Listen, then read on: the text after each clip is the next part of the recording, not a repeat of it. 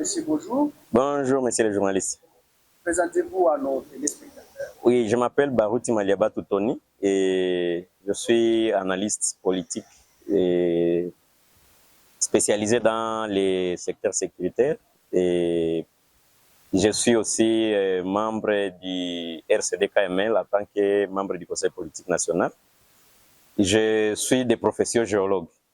Oui, en tout cas, on vous reçoit en exclusivité ce jour pour donner votre analyse après la dernière déclaration du chef de l'État, Félix Tshisekedi Tshilombo, qui a parlé sur l'État sécuritaire à l'est du pays, mais également il a parlé qu'il était quelquefois trompé par les autorités militaires sur la situation sécuritaire, mais aussi l'État du siège à l'est de la République démocratique du Congo. Vous, personnellement, vous l'avez suivi, en tout cas avec attention et intérêt.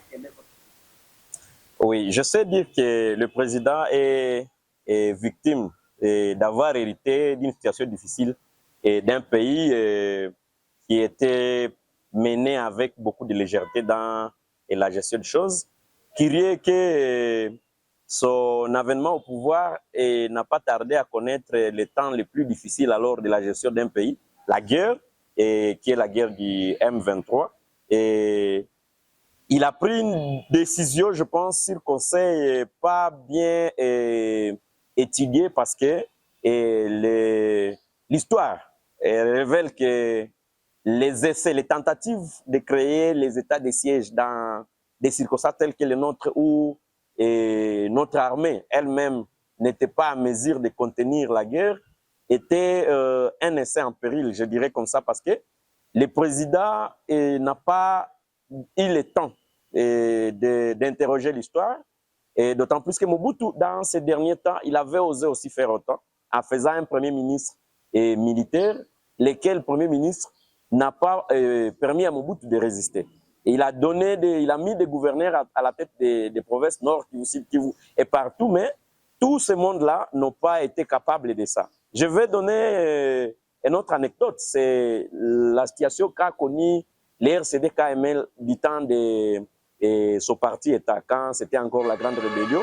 Et on a essayé un pareil gymnastique avec l'Ituri, et curieusement, ça s'est plus empiré qu'avec les civils. Ça veut dire qu'à un moment donné de l'histoire, on a compris que les militaires congolais ne sont pas préparés à gérer les domaines civils de l'État, dans ce sens où ils peuvent être utiles et au pays et au président de la République, voire, je dirais, à la population dans la gestion de ce qui est de la gestion publique de l'État et de l'administration publique de l'État, comme ça se ferait avec les civils.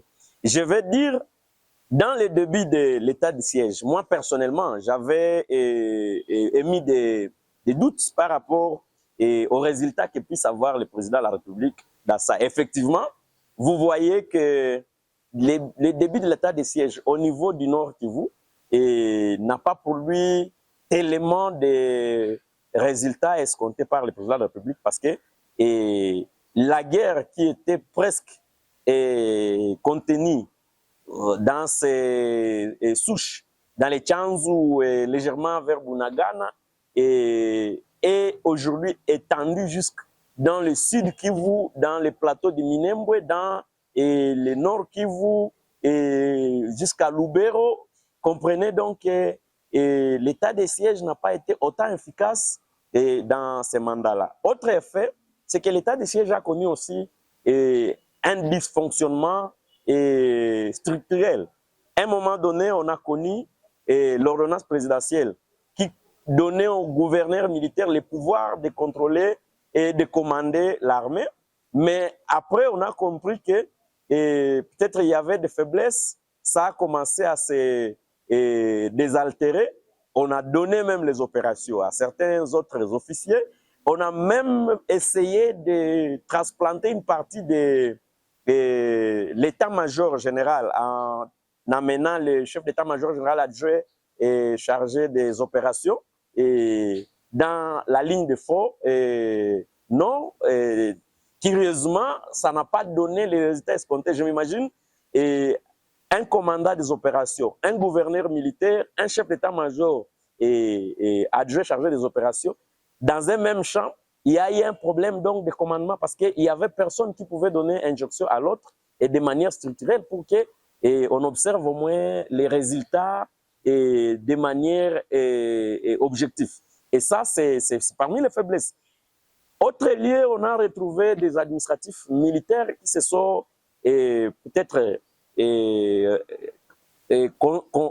construits comme état des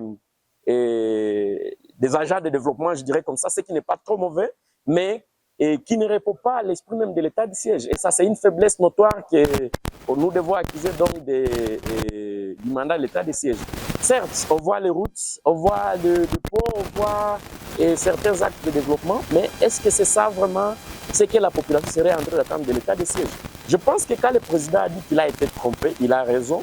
Et certainement, c'est un système qu'il a croisé et qu'il fallait petit à petit arriver à démasquer d'abord, comprendre ce fonctionnement, commencer à sanctionner certains militaires pour que les séries soient implantées dans cette mesure-là de l'état de siège. Et ça, c'est parti même de la zone ici, et où il y avait des problèmes EDF-NAL, où des fois on parlait de 21 000 militaires, et au bout on a retrouvé qu'on n'en avait même pas peut-être 3 000 militaires. Conséquence, aujourd'hui nous comptons 12 ans de massacres qui se sont reportés pendant l'état de siège du territoire du Grand Nord Kivu vers l'Ituri, et pas plus qu'hier, avant-hier, nous comptons des massacres. Nous profitons d'ailleurs pour dire condoléances à tous ceux qui ont perdu les leurs dans ces aventures-là des ZDF Nalou. Mais c'est aussi à dire quelque part que la machine ne fonctionne pas tellement bien pour contenir la diversité sécuritaire qui pèse sur la République, mais plutôt, elle faisait plutôt un stage d'adaptation dans la gestion quotidienne de l'administration publique de l'État. Je pense qu'à partir même du constat du président de la République, il est mieux, il est intéressant que le plus vite on aille vers la réalisation de levée de l'état de siège pour son remplacement par un mécanisme plus ou moins bien étudié qui puisse permettre à ce qu'il y ait continuité des opérations, mais aussi l'administration soit séparée des opérations militaires pour que la question des civils, les questions de développement de l'administration au sens propre reviennent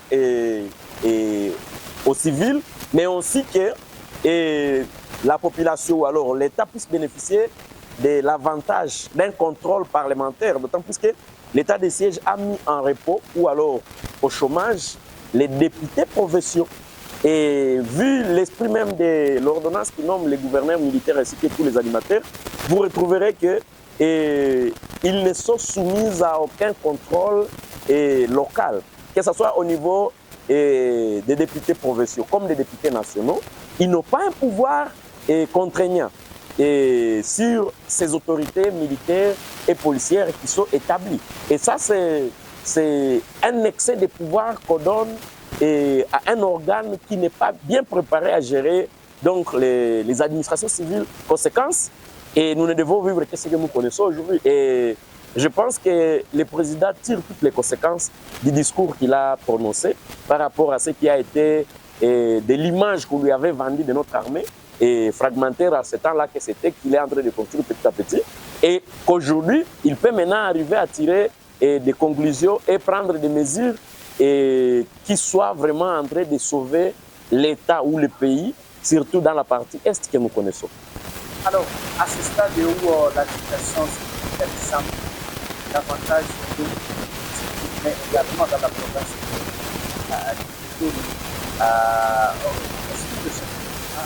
doit faire complètement afin que la situation soit sécurisée. Je pense que la première des choses, c'est de faire une bonne cartographie de la zone, les zones menacées, les causalités même de cette guerre, les étudier en profondeur, trouver des réponses adéquates Et c'est aussi ça, et la première tâche, la plus difficile bien sûr, mais la plus importante.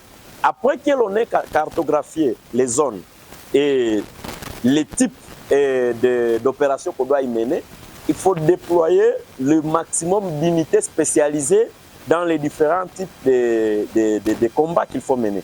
Par exemple, on ne peut pas faire une guerre contre l'EDF Nalou de la même manière qu'on le fait par exemple contre le M23 qui est presque une rébellion structurée. On ne ferait pas la même guerre des jungles au Codeco et autres aventuriers qui sont dans l'Ituri et qui ont pris les armes CRP de Thomas Lubang et tout, comme on le ferait avec, je ne sais pas moi, les Maï Maï qui sont devenus aujourd'hui les Ouazalendu, et pour certains qui sont encore récalcitrants. Et donc, je pense qu'il faut maintenant étudier en profondeur les stratégies, même les personnels spécialisés qu'il faut amener là-bas, les matériels militaires capables donc de contenir les menaces selon les degrés de menaces même dans les zones que nous avons ici, mais aussi lever cette spéculation autour de la discrimination et des zones de guerre. S'il y a état de siège, par exemple, au Nord Kivu et à Ituri, pourquoi il n'y en a pas au Sud Kivu où il y a autant de menaces de guerre jusqu'à ce que la moitié, par exemple, du Sud Kivu soit, par exemple, non contrôlable aujourd'hui par les gouvernements de Kinshasa. C'est un fait. Donc, aujourd'hui, il n'y a pas de raison de laisser une partie de la République dans telle situation et garder l'autre dans une autre situation. Ça devient deux poids, deux mesures, par exemple. Et je me dis aussi que, à part ça, à part ce que moi j'appelle cette étude-là globale, il y a la technologie de la guerre qui doit évoluer. Si on utilise par exemple les drones et les Sukhoi pour éliminer la menace M23 par exemple, nous avons donc une assurance que nous avons cette capacité contraignante avec notre gouvernement de contraindre l'EDF de disparaître par la technologie plus ou moins adaptée parce qu'ils sont dans la brousse, ils sont dans un combat de jeunes qui doit être mené par notre force armée avec une technologie plus puissante que les leurs. Et de l'autre côté, à Ituri, par exemple, c'est la même chose. Si l'approche de dialogue est aussi une approche importante pour mater la guerre, je ne trouve pas, moi, d'objection que les gouvernements prennent cette humilité-là d'appeler ceux qui sont au moins saisissables, comme tous ces Congolais-là qui sont perdus dans les différentes milices et rébellions, et parler un langage qui va soulager la population congolaise. Si il faut maintenant traquer l'EDF, nous aurons donc une force plus ou moins coalisée de tous ces Congolais-là qui seront déjà formés et qui seront déjà suffisamment